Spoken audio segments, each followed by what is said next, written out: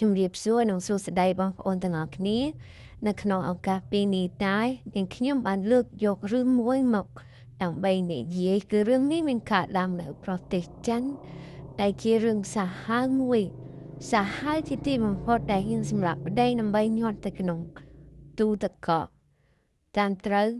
ចិត្តប្រុសដែលសាហាវនេះចិត្តស្រីដែលសាហាវទៅវិញក្រុមគ្រួសាររបស់ខាងប្រុសខំទុកចិត្តនាងនិងសង្ឃឹមថានាងគឺជាភរិយាដ៏ល្អតែទីបំផុតភាពល្អរបស់នាងបានបង្ហាញនូវភាពខ្មៅងងឹតនៃនឹកស្មានថានាងអាចលើកដៃដើម្បីសម្លាប់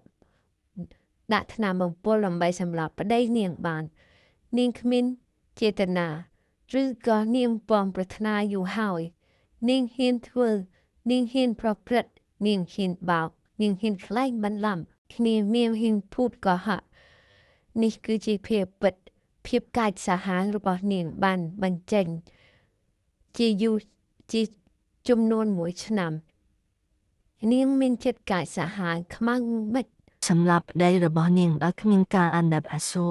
ប្តីនាងស្រឡាញ់ថ្នាក់ថ្នមនាងអរក្តីស្រឡាញ់របស់នាងតែទីបំផុតខ្លាយជាឃាតកម្ម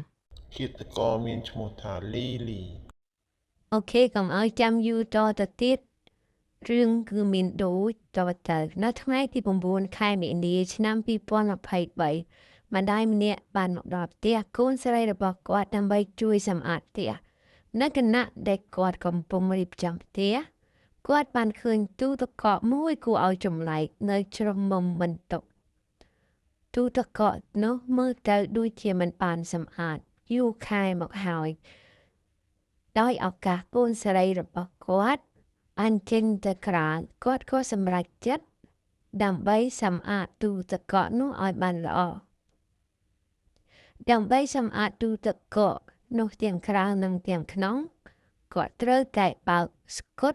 ដែលបិទជុំវិញទូទឹកកកចេញនិយាយទៅគឺស្កុតនោះបិទទូទឹកកកក្រាស់ខ្មឹកចាំថាឲ្យគាត់ត្រូវបើកនៅទូទឹកកកនោះស្កុតបើកអស់ជុំវិញទើបអាចគាត់លាងសម្អាតនិងជូតសម្អាតទូទឹកកកនោះគាត់គិតថាគាត់នឹងឃើញតែសាច់អាហារត្រជាក់ដដែលប៉ុណ្ណោះប៉ុន្តែនៅពេលដែលគាត់យកថងសាច់ចេញម្ដងមួយគាត់ឃើញអ្វីដែលចម្លែកអ្វីដែលគាត់មិនដែលឃើញពីមុនមកក្នុងចំណោមសាច់ត្រជាក់ទាំងនោះគាត់បានឃើញអ្វីដែលគួរឲ្យខ្លាចគឺរាងកាយរបស់កូនប្រសាររបស់គាត់ដែលត្រូវបានរាយការណ៍បាត់ខ្លួន15ខែមកហើយប្តីរបស់កូនស្រីរបស់គាត់មានឈ្មោះថាហុងវីជាបុរសក្មេងម្នាក់ដែលមានអនាគតល្អហុងវីបានកើតនៅឆ្នាំ1991នៅជនបទហុងណាន់ខេត្តអាហ៊ុយគាត់ជាកូនទី2នៅក្នុងចំណោមបងប្អូនទាំង3នាក់នៅក្នុងគ្រួសារសាមញ្ញមួយតែមានជីវភាពត្រឹមត្រូវនៅពេលដែលហ៊ុយវ័យអាយុ6ឆ្នាំក្រុមគ្រួសាររបស់ហ៊ុយវ័យបានផ្លាស់ប្ដូរទៅនៅក្រុងស៊ុំហូខេត្តសាំឈូដែលប៉ាម៉ាក់របស់ហ៊ុងវ័យបានបើកអាជីវកម្មតូចមួយនៅទីនោះហុងវ័យបានរៀនសូត្រហើយនឹងបានបញ្ចប់ការសិក្សាពីសាកលវិទ្យាល័យស៊ុំហូហើយគាត់ជាមនុស្សតែម្នាក់គត់ក្នុងចំណោមបងប្អូនទាំង3នាក់ដែលមានការបន្តសិក្សាដល់បរិញ្ញាបត្រអ្វីនេះបានក្លាយជាប្រភពនៃមោទនភាពចំពោះគ្រួសារនេះគឺជាការជោគជ័យដ៏ធំបំផុតសម្រាប់គ្រួសាររបស់ហុងវីគាត់បានឃើញថាគឺជាអនាគតដ៏ធំសម្រាប់ក្រុមគ្រួសារគាត់ដែលអាច គាត់អាចជួយក្រុមគ្រួសាររបស់គាត់បានព្រោះឯហំវីគឺជាកូនកតញ្ញូនៅឆ្នាំបន្ទាប់បញ្ចប់ពីការសិក្សា2015ហុងវីបានជួបបញ្ហាក្នុងការស្វែងរកការងារធ្វើប៉ុន្តែហុងវីមិនបានលះបង់ចោលនៃការប្រឹងប្រែងរបស់ខ្លួនទេនៅទីបំផុតគាត់បានទទួលការងារធ្វើ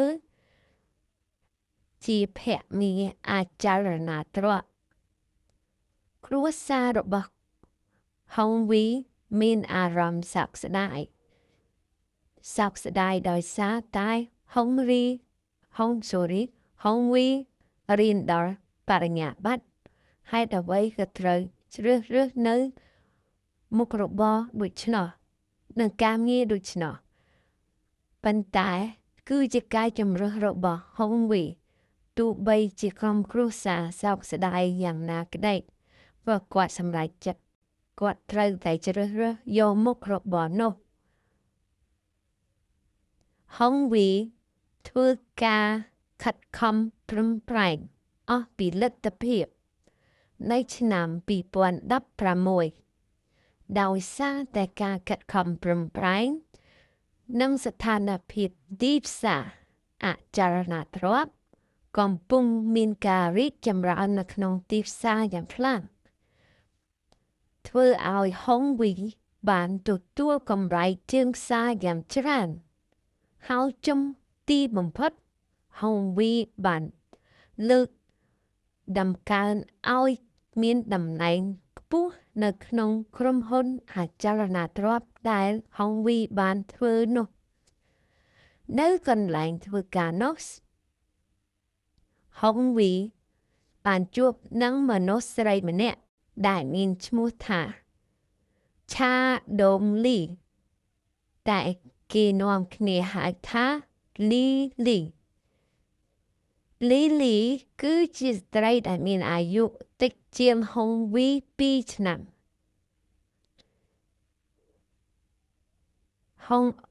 លីកើតនៅឆ្នាំ1993នៅក្រុងស៊ុំហូ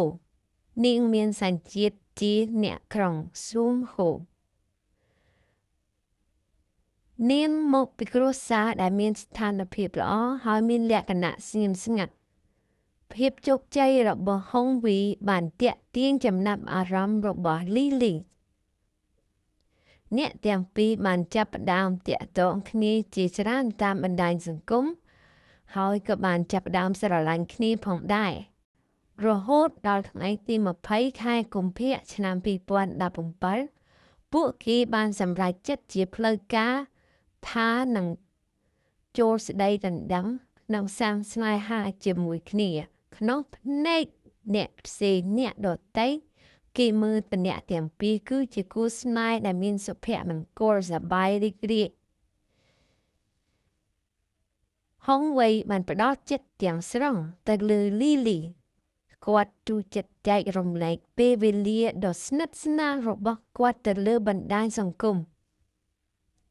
ឧទាហរណ៍ដូចជាប្ររពខួបកំណើតការធ្វើដំណើរទស្សនកិច្ចទេសចរណ៍និងកម្មវិធីរៀបអាពាហ៍ពិពាហ៍ផ្សេងក្រោយមកនៅឆ្នាំ2018ហ៊ុយវៃបានទិញសម្បត្តិតាមរយៈការប្រគំតន្ត្រីរបស់តារាហុងកុងឆេងជីកុងចុងដែលមានតម្លៃថ្លៃមិនធម្មតាគាត់មិនខ្លាចនឹងបង្ហាញស្នេហារបស់គាត់តាមបណ្ដាញសង្គមរូបថតរបស់គាត់ជាមួយលីនោះទេតែផ្ទុយពីលីនាងមិនដែលបង្ហាញពីភាពស្និទ្ធស្នាលរបស់គ្នាក្នុងទំព័រ Facebook របស់នាងឡើយនាងតែងតែបង្ហាញនៅរូបភាពតារាផ្សេងជីវិតផ្ទាល់ខ្លួនរបស់នាងហើយតែងតែមានពាក្យអវិជ្ជមានដែលមិនគួរឲ្យស្ដាប់នាងបានសរសេរថាប្រហែលជាថ្ងៃណាមួយខ្ញុំអស់សំណាង គ្រប់គ្រាន់ដើម្បីរៀបការដោយក្តីស្រឡាញ់ប៉ុន្តែយ៉ាងហោចណាស់ខ្ញុំនឹងរៀបការដើម្បីជីវិតដែលខ្ញុំមិនសូមអភ័យទោសឡើយហុងវៃទ្រសាបានមើលទៅលីលីដូចជាមនុស្សស្ងៀមស្ងាត់ត្រជាក់ហើយមិនសូវញញឹមពួកគាត់គិតថាវាជាសកម្មភាពធម្មតារបស់នាងបន្ថែមពីនេះលីលីគឺមកពីក្រុងសុងហ៊ូហើយទ្រសាររបស់នាងក៏មានអត្ថប្រយោជន៍ផ្នែកហិរញ្ញវត្ថុដែរគ្រួសាររបស់ហុងវៃគិតថាការរៀបការរបស់ហុងវៃហើយនឹងលីលីពិតជាមានសុភមង្គលមិនខានទេនៅឆ្នាំ2019ហុងវីបានទិញផ្ទះល្វែងមួយនៅក្នុងក្រុងសុងហ៊ូដោយប្រើប្រាស់ប្រាក់សន្សំរបស់ខ្លួនហើយនឹងជំនួយពីឪពុកម្ដាយខ្លះដើម្បីទិញផ្ទះល្វែងនោះនៅពេលនោះដែរលីលីក៏មានផ្ទៃពោះដោយមិនបានបំរុងទុកពួកគេក៏គិតថានឹងរៀបអាពាហ៍ពិពាហ៍ក្រោយពីអស់ជំងឺ COVID គុំជំងឺនៅពេលនោះគឺជំងឺនៅឆ្នាំជំងឺCOVID ទេបាទដូច្នេះហើយគាត់ទាំងពីរនាក់គ្រាន់តែស្រឡាញ់គ្នាមិនទាន់បានរៀបការទេតែស្រឡាញ់គ្នារហូតដល់មានផ្ទៃពោះហុងវៃក៏នៅតែស្រឡាញ់នាងនៅតែថ្នាក់ថ្នមនាងនៅតែមានមោទនភាពជាខ្លាំងចំពោះនាងនៅថ្ងៃទី3ខែកុម្ភៈឆ្នាំ2020កូនស្រីរបស់គេទាំងពីរនាក់ក៏បានកើតហុងវីមានមោទនភាពយ៉ាងខ្លាំងក្នុងនាមជាឪពុកហើយជាញឹកញាប់ចែករំលែកពីការលូតលាស់របស់កូនតាមបណ្ដាញសង្គមបន្ទាប់មកគាត់បានសម្រេចចិត្តឲ្យលីលីនៅផ្ទះដើម្បីថែទាំកូនខណៈពេលដែលហុងវីខិតខំធ្វើការដើម្បីផ្គត់ផ្គង់គ្រួសារគាត់កាន់តែមានបំណងសម្រាប់ជោគជ័យរបស់គាត់ឲ្យគាត់ជឿជាក់ថាអនាគតនៃទីផ្សារអចលនទ្រព្យនឹងរីកចម្រើនមិនខានទីបំផុតគាត់ក៏បានលាលែងចេញពីកន្លែងធ្វើការចាស់របស់គាត់ដើម្បីបើកក្រុមហ៊ុនអចលនទ្រព្យខ្លួនឯងក្រោយមកទោះបីជាយ៉ាងណាគាត់មិនបានរំពឹងថាវាអាចប៉ះពាល់ពីជំងឺរាតត្បាត COVID ទេគាត់សង្ឃឹមថាមុខរបររបស់គាត់នឹងរីកចម្រើនជាមិនខានទេតែអកុសលអីជំងឺរាតត្បាត COVID បានកើតឡើងនឹងធ្ងន់ធ្ងរដល់ថ្នាក់ធ្វើឲ្យឧស្សាហកម្មអចលនទ្រព្យរបស់គាត់ធ្លាក់ចុះទីបំផុតគាត់ក៏បានបាត់បង់នៅការវិនិយោគទុនជាច្រើនហើយបានបិទនៅក្រុមហ៊ុនរបស់គាត់នៅពេលដែលកូនរបស់គាត់កំពុងលូតលាស់ទំនាក់ទំនងរវាងហុងវីហើយនិងលីលីក៏ចាប់ផ្ដើមបែកបាក់ប្រាក់ចំណូលរបស់ហុងវីមិនទាន់ស្មើនឹងការរំពឹងទុកឡើយហើយវាជាការបង្កឲ្យមានភាពតាក់ទងក្នុងគ្រួសារពួកគេមិនបានធ្វើវិធីមង្គលការតាមផ្លូវការឡើយដោយសារតែលីលីមានផ្ទៃពោះនិងការរាបាតនៅកូវីដក្នុងពេលនោះដែរដូច្នេះនៅថ្ងៃទី1ខែតុលាឆ្នាំ2020ពេលដែលកូវីដបានមានការធ្លាក់កូវីដបានចាប់ផ្ដើមអស់បន្តិចម្ដងពួកគេបានរៀបចំអាពាហ៍ពិពាហ៍តូចមួយនៅពេលនោះជាមួយនឹងការចូលរួមរបស់កូនតូចរបស់គាត់បានន័យថា កូនគាត់កើតរួចហើយបានគាត់ប្រារព្ធពិធីធ្វើអាពាហ៍ពិពាហ៍នេះអូខេបន្ទាប់ពីពិធីអាពាហ៍ពិពាហ៍នោះបានបដូរមកនៅ apartment ក្រោយពីការរៀបអាពាហ៍ពិពាហ៍គេទាំងពីរនាក់បានបដូរមកនៅ apartment ហើយលក់ផ្ទះល្វែងចាស់ចោលទោះបីជាយ៉ាងណាអារម្មណ៍របស់ Lily គឺកាន់តែអាក្រក់ក្រោយពីរៀបអាពាហ៍ពិពាហ៍នាងជាញាតិញប់សម្ដីមិនល្អឬខំឡើងដោយមិនចាំបាច់មានហេតុផលត្រឹមតែ4ថ្ងៃប៉ុណ្ណោះបន្ទាប់ពីរៀបការឆ្លោះគ្នាធំអន់កើតឡើងតែប៉ុណ្ណោះហុងវៃឆ្លោះគ្នាជាមួយនឹង Lily ធ្វើឲ្យភ្ញាក់ដល់កូនតូចរបស់គេផងដែរហើយក្រោយពីការឆ្លោះគ្នាគឺ Lily បានបញ្ចេញកំហឹងតាមបណ្ដាញសង្គមដោយពណ៌នាថាប្តីរបស់ខ្លួនហុងវីគឺជាសត្រូវរបស់នាងភាពអាក្រក់របស់នាងបានបង្ហាញបន្តិចម្ដងតែទោះជាយ៉ាងណាហុងវីនៅតែស្រឡាញ់ប្រពន្ធហើយជួយថែរក្សាកូនចំណែក Lily ដែលជាម្ដាយនៅផ្ទះពេញម៉ោងជាស្រីមេផ្ទះជាស្ត្រីគ្រួសារនាងតែងតែប្រាប់ថានាងមានការគឺមានហត់ណាស់ការឆ្លោះគ្នារវាងពួកគេគឺកាន់តែខ្លាំងឡើងទោះបីជារឿងតូចផងដែរនៅឆ្នាំ2021ក្រុមហ៊ុនអចលនទ្រព្យជាច្រើនបានជួបនៅវិបត្តិហិរញ្ញវត្ថុប្រាក់ចំណូលរបស់ហុងវីបានធ្លាក់ចុះទោះបីជាយ៉ាងណា Lily មិនយកចិត្តទុកដាក់ឡើយចំពោះបញ្ហាហិរញ្ញវត្ថុនៅក្នុងក្រុមគ្រួសារនាងចាប់ផ្ដើមពេញចិត្តនឹងចង់ក្លាយជាតារាចូលចិត្តមើលការផ្សាយផ្ទាល់របស់តារាប្រផ្សេងនៅលើបណ្ដាញសង្គមដូចជា Facebook TikTok ហើយផ្សេងទៀតនៅខែកញ្ញាឆ្នាំ2021ដដែលដោយសារជំងឺ COVID បានរាតត្បាតធ្វើឲ្យការធ្វើដំណើរហុងវៃនៅទៅណាគឺមានការរអាក់រអួលនិងការខំប្រឹងប្រែងរបស់ហុងវៃគឺបានធ្លាក់ចុះទោះបីជាហុងវៃខិតខំប្រឹងប្រែងយ៉ាងណាអកុសលអីគឺហុងវៃមានការដុនដាបជាខ្លាំងនៅពេលនោះ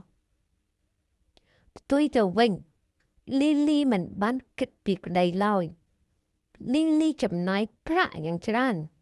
ដើម្បីគាំទ្រតារាប្រុសដែលលក់ផលិតផលអនឡាញឧទាហរណ៍ដូចជាពេលដែល Live TikTok មានតែងតែ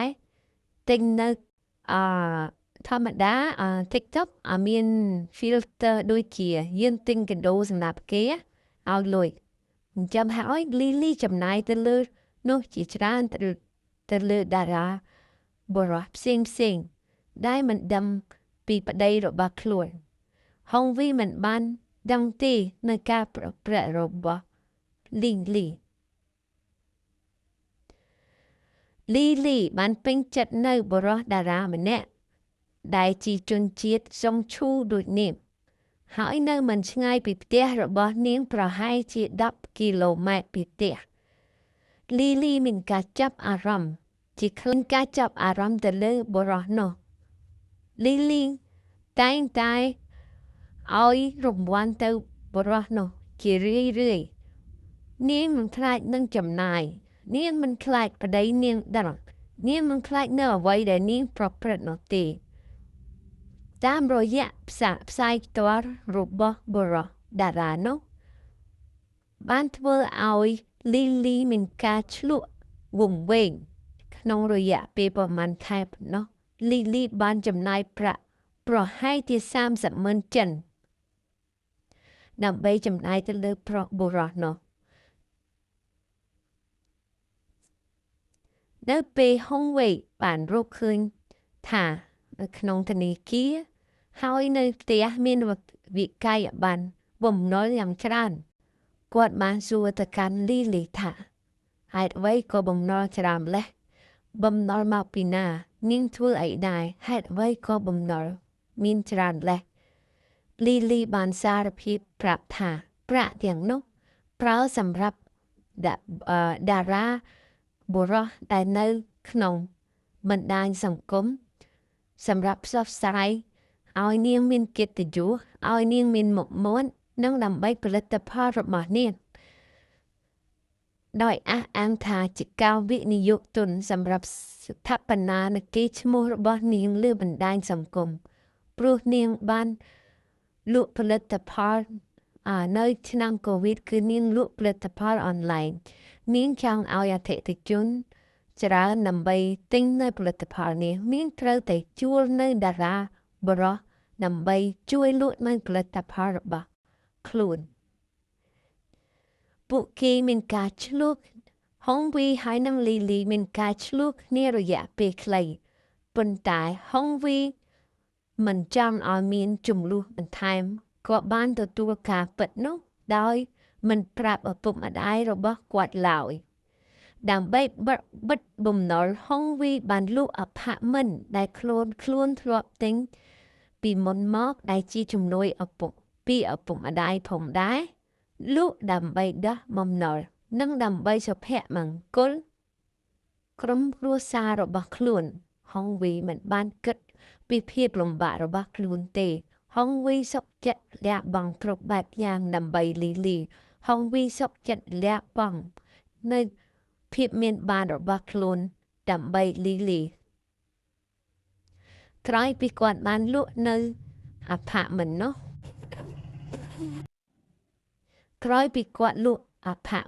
ដើម្បីសំបំណុលគាត់បានចាប់ផ្ដើមគ្រប់គ្រងនៅហិរញ្ញវត្ថុយ៉ាងតឹងតែងដើម្បីកុំឲ្យលីលីមិនបានចំណាយប្រាក់ខុសបំណងតទៅទៀតនៅខែតុលាឆ្នាំ2021ហុងវីបានប្រាប់បងប្អូនរបស់គាត់ពីបញ្ហាបំណុលនេះដោយសារតែគាត់ទ្រាំមិនបានតទៅទៀតហើយនេះជាលើកដំបូងតែគ្រួសារគាត់បានដឹងថា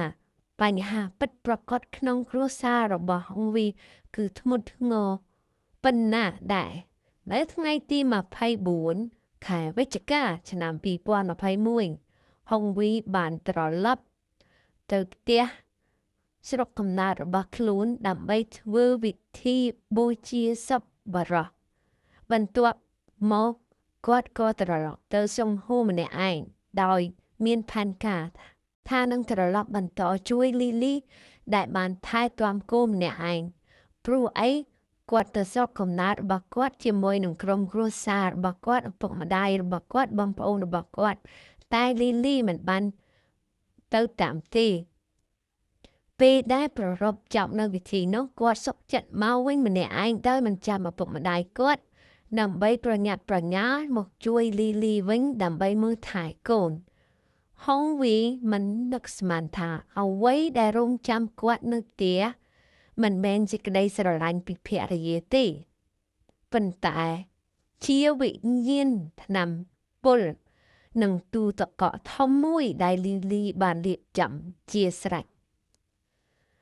គឺលីលីបានបំពុលហុងវីរួចហើយកាត់ជាកង់ដើម្បីញាត់ទៅក្នុងទូតកកបិទស្កុតយ៉ាងជិតគឺជាថ្ងៃចុងក្រោយរបស់ហុងវីគឺជាថ្ងៃដែលមិនអាចក្រឡប់មកវិញរបស់ហុងវីឪពុកម្ដាយរបស់ហុងវីមិននឹកស្មានថាគឺជាថ្ងៃចុងក្រោយរបស់ហុងវីទេនោះទេចូលដល់ខែធ្នូគ្រួសាររបស់ហុងវីចាប់ផ្ដើមជួបបញ្ហាក្នុងការទំនាក់ទំនងជាមួយនឹងហុងវីជាធម្មតាហុងវីតែងតែមានសកម្មភាពតាក់ទងជាមួយម្ដាយឪពុកព្រោះអីហុងវីគឺជាកូនកតញ្ញូគាត់តែងតែសួរនិងផ្ញើសារទៅឪពុកម្ដាយរបស់គាត់ឬក៏ទូរស័ព្ទទៅឪពុកម្ដាយរបស់គាត់មិនដែរដាច់ម្ដាយរបស់គាត់មានអារម្មណ៍ថាហេតុអ្វី មិនដូចជាក្រក្រដីដែលកូនគាត់បានទូរស័ព្ទទៅគាត់ជារៀងរាល់ថ្ងៃគាត់បានសួរទៅកូនប្រសារគាត់ថាលីលីហេតុអ្វីហុងវៃមិនទូរស័ព្ទមកម៉ាក់លីលីឆ្លើយថាហុងវៃបានចាក់ចេញពីសង្ឈូដើម្បីគេចខ្លួនពីការទាបំណុលពេលដែលសងបំណុលអស់ហុងវីនឹងត្រឡប់មកផ្ទះវិញនេះគឺជាការพูดកុហករបស់កូនប្រសាររបស់គាត់គឺជា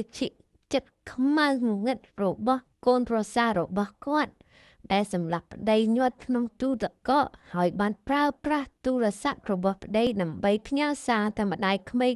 ដើម្បីកុហកម្ដាយក្មេកដើម្បីកុហកគេគ្រប់គ្នាដែលបានខ្លែងបំខ្លួនឯងថាគឺជាហុងវីផ្ញើសារគ្រួសាររបស់ហុងវីដែលមិនបានដឹងពីបញ្ហាហិរញ្ញវត្ថុនិងការលក់អាផាតមិនរបស់ហុងវីទេតែពួកគាត់ក៏មានការខកចិត្តខ្លះដែរព្រោះអីហុងវីដែលពីមុនណៅជាក្មេងដែលមានអនាគតល្អដែលឪពុកសង្ឃឹមថាគាត់នឹងមានអនាគតរុងរឿងដែលមិននឹកស្មានថាធ្លាក់ដល់បញ្ហាដូចនោះរួចហើយពីបញ្ហាហិរញ្ញវត្ថុនិងការលក់អាផាតមិនរបស់ហុងវីបានទីបំផុតម្ដាយឪពុករបស់ហុងវីបានដឹងហើយក៏ចាប់ផ្ដើមខកចិត្តនិងសង្ស័យថាអ្វីមួយមិនក្រដីនេះហើយបងប្អូនយើងមិនដឹងថាកូនប្រសារយើងមួយចិត្តល្អចិត្តអាក្រក់ណាមានតែថានិយាយទៅថាគួរអាណិតម្ដាយគ្រួសាររបស់ហុងវីគួរឲ្យអាណិតក្រោយមកមិនត្រឹមតែប៉ុណ្ណោះលីលីបានប្រើល្បិចដ៏ខ្មៅងងឹតរបស់ខ្លួនដោយប្រើទូរស័ព្ទ WeChat របស់ប្តី account របស់ប្តីដើម្បីផ្ញើធ្វើសកម្មភាពផ្ញើសារទៅក្រុមគ្រួសាររបស់ហុងវីដើម្បីសុំលុយគឺផ្ញើសារជាអក្សររបស់ហុងវៃប្រាប់ថាសុំលុយដើម្បីសងបំណុលក្នុងកំឡុងពេលនោះលីលីក៏បានបញ្ចេញពាក្យដើម្បីធ្វើឲ្យ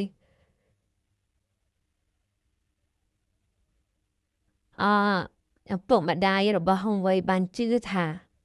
ហុងវៃពិតជារត់ទៅលាក់ខ្លួននៅឆ្ងាយមែននាងនិយាយថាហុងវីនឹងត្រឡប់មកផ្ទះវិញនៅពេលដែលអស់បំណុលគ្រួសាររបស់ហុងវីបានជឿជាក់លើលីលីក្នុងរយៈពេល2ខែបន្ទាប់មកគណនី WeChat ដោយឧទាហរណ៍ថាដូចជា Messenger លីលីនេះបានផ្ញើ Messenger ទៅម្ដាយរបស់ហ៊ុយវៃដើម្បីសុំលុយគឺWeChat នោះនៅតែបន្តហ៊ុយវៃផ្ញើសារដើម្បីស្នើសុំប្រាក់ដោយអះអាងថាចាំបាច់ត្រូវប្រើសម្រាប់អាជីវកម្មនិងចំណាយជីវភាពប្រចាំថ្ងៃដើម្បីលាក់ខ្លួនទោះបីជាគ្រួសាររបស់គាត់មានស្ថានភាពហិរញ្ញវត្ថុមិនសូវល្អក៏ដោយចិត្តជាម្ដាយហ៊ុយវៃទោះបីជាគាត់មានការលំបាកក៏ដោយគាត់ចាស់ជរាក៏ដោយកូនប្រុសរបស់គាត់បានសុំគាត់លុយនិងផ្ញើសារដើម្បីសុំលុយគាត់ត្រូវតែផ្ញើឲ្យហើយគាត់មិនបានសួរនាំច្រើននៅពេលបុណ្យចូលឆ្នាំចិន2022មកដល់ឪពុកម្ដាយរបស់ហុងវៃដែលមានរយៈពេល3ខែមិនដែលជួបកូនបានទៅអាផាតមិនរបស់ហ៊ុយវៃតែគាត់មិនឃើញស្នាមញញឹមរបស់កូនប្រុសរបស់គាត់ឡើយសូម្បីតែកូនស្រីតូចរបស់ហុងវៃក៏សួររកពីឪពុកដែរតែងតែសួរថាឪពុកនៅឯណាគួរឲ្យអាសូរណាស់បន្ទាប់ពីថ្ងៃបន្ទាប់បងប្អូនរបស់ហុងវៃក៏បានទទួលសារទៀតលីលីនៅខ្លែងបន្លប់សាររបស់ហ៊ុយវៃ ដើម្បីស្នើសុំលុយពីបងប្អូនរបស់ហុងវ៉េបន្ទាប់ពី3ខែគ្មានចម្លើយច្បាស់លាស់គ្រួសាររបស់ហុងវ៉េក៏ចាប់ផ្ដើមមានការសង្ស័យយ៉ាងខ្លាំងពួកគាត់កាន់តែមានអារម្មណ៍ថាហុងវ៉េច្បាស់ជាត្រូវគេបោកហើយច្បាស់ជាមានគម្រោងវិនិយោគទុនខ្លាំងៗតែគាត់មិនអាចគេចខ្លួនបានឡើយបន្ទាប់ពីនោះក្រុមគ្រួសាររបស់ហុងវ៉េបានពិភាក្សាគ្នាពួកគាត់បានសម្រេចចិត្តនឹងចេញដំណើរទៅប្តឹងប៉ូលីសនៅថ្ងៃទី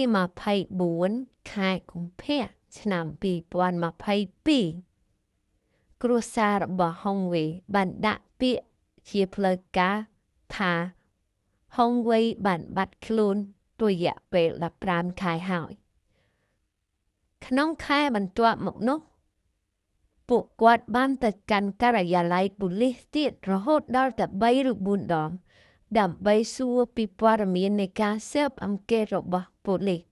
តែទីបំផុតគឺគ្មានលទ្ធផលអ្វីសោះលីនៅតែភូតអាក្រក់នៅតែភូតនៅតែកុហកនៅតែផ្ញើសារដើម្បីទាមទារលុយនៅតែមិនបញ្ចេញភាពខ្មៅងងឹតរបស់នាងនៅតែមានទំនាក់ទំនងនៅជាមួយតារាបរោះនោះនាងនៅតែភូតកុហកឪពុកម្ដាយហួយវ័យដើម្បីប្រាក់នាងនៅតែភូតកុហកបងប្អូនរបស់ហុងវ៉េដើម្បីសុំប្រាក់នាងបានព្យាយាមបញ្ចប់ការបារម្ភរបស់ឪពុកម្ដាយហុងវ៉េដោយនិយាយថាបន្ទាប់ពីបំណុលទាំងអស់សងរួចហុងវ៉េនឹងត្រឡប់មកវិញហើយពាក្យដដែលរបស់នាងបានប្រាប់នៅឪពុកម្ដាយរបស់ហុងវ៉េធ្វើឲ្យឪពុកម្ដាយនោះសង្ឃឹមនឹងរំចាំការត្រឡប់មកវិញរបស់កូនប្រុសរបស់គាត់ប៉ូលីសឃើញថាលីមិនបានខិតខំស្វែងរកប្តីសោះហើយក៏មិនបានបន្តជំរះរឿងជំនុំមកអ្វីទៀតឡើយខណៈពេលនោះគ្រួសាររបស់ហុងវ៉េនៅតែទទួលសារពីការខ្លាញ់បន្លំរបស់លីជារឿយនៅទីបំផុតប្អូនស្រីរបស់ហុងវ៉េបានផ្ញើសារទៅវិញថាខ្ញុំសង្ស័យខ្លាំងណាស់អ្នកឯងច្បាស់ជាមិនមែនជាបងប្រុសរបស់ខ្ញុំទេអ្នកឯងមិនមែនជាហុងវ៉េទេហុងវ៉េមិនមកផ្ទះមិនក៏ហុងវ៉េមិនត្រឡប់មកផ្ទះវិញដើម្បីជួបកូនប្រពន្ធប៉ាម៉ាក់ដែលជរានេះហុងវ៉េមិនបានឆ្លើយតបវិញទេសាររបស់ហុងវ៉េពេលដែលបានបញ្ជាក់នៅការឆ្លើយតបពីប្អូនស្រីរបស់ហុងវ៉េហើយលីមិនបានឆ្លើយតបវិញទេទោះជាយ៉ាងណាក៏ដោយករណីវីឆេករបស់ហុងវ៉េនៅតែបន្តការខ្លែងបន្លំតែមិនអាចហៅបានពេលវេលាបានកន្លងផុតទៅក្នុងគម្រោងវិធីបុករដូវស្លឹកជ្រៃជ្រុះក្នុងគម្រោងបុណ្យស្លឹកជ្រៃជ្រុះនៅឆ្នាំ2022ម្ដាយរបស់ហុងវ៉េបានទៅលេងលីប៉ុន្តែលីបានប្រូទៅនៅកន្លែងផ្សេងដោយមិនផ្ដល់ដំណឹងជាមុនដោយនាំនៅទូទឹកកកនិងទូរទស្សន៍ដែលគាត់ធ្លាប់ឃើញនៅផ្ទះអាផាតមិនពីមុនមកគាត់មានការសង្ស័យតែគាត់មិនបានសួរអ្វីច្រើនទេតែគាត់បានប្រាប់ប្តឹងទៅប៉ូលីសដើម្បីឲ្យឆែកទូទឹកកកហើយនឹងទូរទស្សន៍នៅផ្ទះរបស់លីតែប៉ូលីសមិនបានធ្វើឡើយខណៈពេលនោះលីនៅតែបដិសេធនឹងបញ្យល់ពីសកម្មភាពរបស់ខ្លួនហើយមិនអនុញ្ញាតឲ្យប៉ូលីសដើម្បីឆែកនៅទូទឹកកកនោះឡើយម្ដាយរបស់ហុងវ៉េមានការបារម្ភជាខ្លាំងចំពោះចៅស្រីរបស់គាត់និងកូនប្រុសរបស់គាត់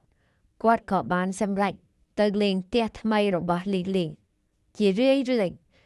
ជាមួយក្រុមគ្រួសារក្នុងកំឡុងពេលប្រារព្ធពិធីផ្សេងជាញឹកញាប់គាត់តែងតែទៅលេងនៅផ្ទះ Lily គាត់តែងតែសង្កេតមើលទូទឹកកកនៅច្រមុំបន្ទប់នៅថ្ងៃមួយបងស្រីរបស់ហ៊ុយវ៉ៃបានទៅលេងជាមួយនឹង Lily ហើយបានកត់សម្គាល់និងចម្លែកដែលឃើញមានទូទឹកកកបិទស្កុតជុំវិញប៉ុន្តែគាត់ជ្រើសរើសនៅស្ងៀមដើម្បីកុំឲ្យមានរឿងអាក្រក់កើតឡើងព្រោះអីគាត់ឆ្ងល់ថានៅអាផាតមិនចាស់ក៏ឃើញទូទឹកកកនេះដែរហើយនៅផ្ទះថ្មីរបស់ Lily ក៏ឃើញនៅទូទឹកកកនេះដែរតែវាគួរឲ្យមានការចម្លែកតែគាត់មិនហ៊ានសួរនៅប្អូនชายរបស់គាត់ទេ3ខែក្រោយមក Lily បាននាំកូនស្រីរបស់ខ្លួនទៅអបអរឆ្នាំថ្មីចូលឆ្នាំចិននៅខាងឪពុកម្ដាយហ៊ុយវ៉ៃ Lily បានប្រាប់ថាបំណុលរបស់ហ៊ុយវ៉ៃគឺជិតអស់ហើយហ៊ុយវ៉ៃនឹងជិតត្រឡប់មកផ្ទះឆាប់មិនខានពន្លឺនៅក្តីសង្ឃឹមរបស់គ្រួសារហុងវីបានភ្លេចចេញមកត្រឡប់មកវិញការសង្ឃឹមរបស់ពួកគេបានរលាយបាត់ទៅម្ដងបន្តិចពាក្យដដែលដែល Lily បានប្រាប់ទៅក្រុមគ្រួសាររបស់ហុងវ៉ៃថាហុងវ៉ៃនឹងត្រឡប់មកវិញនៅថ្ងៃណាមួយតែក្តីសង្ឃឹមនៅតែសង្ឃឹមវាមិនទាន់ជាការពិតឪពុកម្ដាយរបស់ហុងវ៉ៃគឺមិនបានលះបង់ចោលនឹងក្តីសង្ឃឹមរបស់គាត់នោះឡើយឲ្យតែសារសុំលុយរបស់ហុងវ៉ៃចូលមកដល់ក្នុងទូរស័ព្ទគាត់តែងតែផ្ញើលុយដើម្បីកូនរបស់គាត់នៅថ្ងៃទី8ខែមីនាឆ្នាំ2023ឪពុកម្ដាយរបស់ហុងវ៉ៃបានទទួលសារចុងក្រោយរបស់កូនប្រុសរបស់គាត់ដើម្បីសុំលុយតទៅទៀតដើម្បីសំបំណុលតែថ្ងៃពីវេលារបស់ Lily បានមកដល់ហើយគឺជាថ្ងៃដែលសង្ឃឹមរបស់ឪពុកម្ដាយហុងវ៉ៃបានបើកកកាយនៅការពិតនៅថ្ងៃទី9ខែមីនាឆ្នាំ2023 Lily ហើយនឹងកូនស្រីបានចេញនៅទៅក្រៅហើយទុកម្ដាយរបស់ខ្លួននៅផ្ទះម្ដាយរបស់ខ្លួនក៏ចាប់ផ្ដើមសម្អាតផ្ទះកូនរបស់គាត់ដែលគាត់បានរកឃើញសាកសពរបស់ហ៊ុយវ៉ៃដែលគ្មានជីវិតនៅក្នុងទូទឹកកកគាត់មានការតក់ស្លុតយ៉ាងខ្លាំងពេលដែល Lily មកផ្ទះវិញគាត់បានសួរLily ជាកូនស្រីបានសារភាពប្រាប់ទៅម្ដាយថាខ្លួនបានសម្លាប់ប្តីរបស់ខ្លួនហើយបានកាត់ជាកង់ដើម្បីញាត់ទៅក្នុងទូទឹកកកភាពសាហាវរបស់នាងតែម្ដាយមិនអាចគិតដល់ថា Lily អាចធ្វើដូច្នេះតាមការអង្វររបស់ម្ដាយ Lily ក៏បានទូរស័ព្ទទៅប៉ូលីសដើម្បីសារភាពនៅកំហុសរបស់ខ្លួនប៉ូលីសក៏បានមកដល់ផ្ទះ Lily ហើយដាក់ថ្នោះ Lily យកទៅការិយាល័យប៉ូលីសនៅយប់នោះដែរគ្រួសាររបស់ហុងវ៉ៃបានទទួលដំណឹងដ៏សោកសៅភាពចម្លែកទាំងអស់ភាពសង្ឃឹមទាំងអស់ភាពឆ្ងល់ទាំងអស់របស់គាត់បានកើតឡើងនៅយប់នោះការបាត់បង់នូវកូនប្រុសរបស់គាត់ដែលគាត់មិនអាចនិយាយចេញហើយគាត់មិននឹកស្មានថាកូនប្រសាគាត់ហ៊ានធ្វើដូច្នេះទៅលើកូនប្រុសរបស់គាត់15ខែកន្លងទៅបានឆ្លើយជាចុងក្រោយប៉ូលីសបានចាប់ខ្លួន Lily ភ្លាមដើម្បីយកទៅការិយាល័យហើយសាកសពរបស់ហុងវីត្រូវបានបញ្ជូនទៅកន្លែងកសលវិច័យទោះបីជាមូលហេតុពិតប្រាកដនៃការស្លាប់របស់ហុងវ៉ៃមិនបាន ត្រូវផ្សព្វផ្សាយជាសាធារណៈនោះទេប៉ុន្តែយោងទៅតាមក្រុមរូបគ្រួសាររបស់គេសង្ស័យថាហុងវីបានស្លាប់ដោយការដាក់ថ្នាំបំពុលក៏បានយកសាកសពហុងវីដើម្បីទៅបូជានិងធ្វើបុណ្យនឹងនៅក្នុងទូទឹកកកកំឡុងពេល15ខែហុងវៃត្រូវរាយការណ៍ថាបាត់ខ្លួនលីលីបបប្រាឪពុកម្ដាយក្នុងចំនួន200,000 យ៉នលុយចិនបងប្អូនរបស់ហ៊ុយវៃ50,000 យ៉នហើយថែមទាំងខ្ចី120 យ៉នសរុបទៅគឺលីលីបានបោកប្រាស់ម្ដាយហើយនិងបងប្អូនរបស់ហ៊ុយវៃអស់ចំនួន370,000 យ៉នគឺប្រហែលជា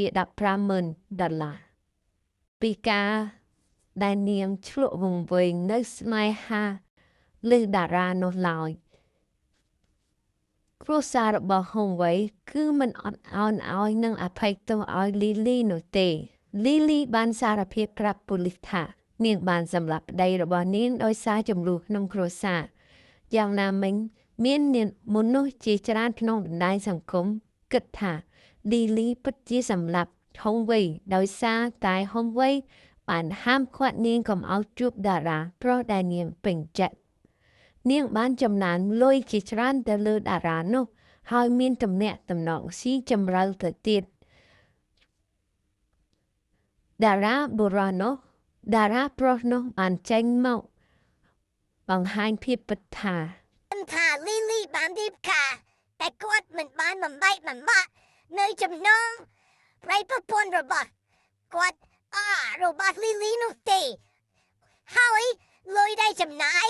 មកលើគាត់ក៏មិនមែនដូចពាក្យដែលណែគេបាននិយាយនោះទេហើយគាត់គ្មានទំនាក់ទំនងអ្វីជាមួយលីលីនោះឡើយការស្លាប់របស់ប្តីរបស់លីលីគឺគាត់មិនបាននាំទេដូច្នេះហើយគឺគ្មានពាក់ព័ន្ធលើព្រមគាត់ជាតារាសបផ្សាយតំណែងឲ្យលីលីនោះឡើយហុងវីតែងតែគេស្គាល់ថាជាបរិសុទ្ធដែលទន់ភ្លន់ដែលមានការទទួលខុសត្រូវស្លូតបូតមិនចំណាយលុយផ្ដេសផ្ដាស់ឬធ្វើបាបអ្នកណាឡើយគាត់ជាមនុស្សខិតខំប្រឹងប្រែងដើម្បីគ្រួសារ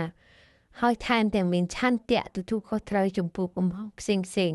ស្រឡាញ់ប្រពន្ធកូនរបស់គាត់តែជាអកុសលចិត្តសប្បុរសនិងភាពស្មោះត្រង់របស់គាត់ពិតជានាំឲ្យគាត់ទៅការស្លាប់ដោយអណយអធមមួយឆ្នោះដោយសារតែគាត់មិនដែលរំពឹងទុកថាភាពខុសខើរបស់ស្ត្រីដែលគាត់ស្រឡាញ់បានប្រព្រឹត្តមកលើគាត់មកដល់ពេលនេះព័ត៌មានលម្អិតអំពីពេលវេលាដែលហុងវៃ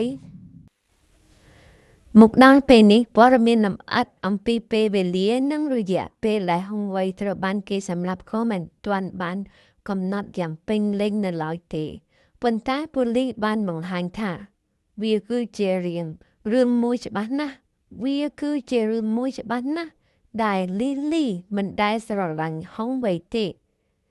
សម្រាប់លីលីហុងវៃគ្រាន់តែជាឧបករណ៍សម្រាប់គ្រប់គ្រងនាងប៉ុណ្ណោះនិងជាទូកចម្លងសម្រាប់នាងទៅអនាគតរបស់នាងនៅខែធ្នូឆ្នាំ2023តុលាការប្រជាជនកម្រិតមធ្យមសុងឈូបានចាប់ផ្ដើមកាត់ទោសលីលីពីបទឃាតកម្មនិងបទបោកប្រាស់និងក្លែងបន្លំបងប្អូនរបស់ហ៊ុយវៃបានស្នើសុំឲ្យតុលាការដើម្បីប្រហារជីវិតលីលី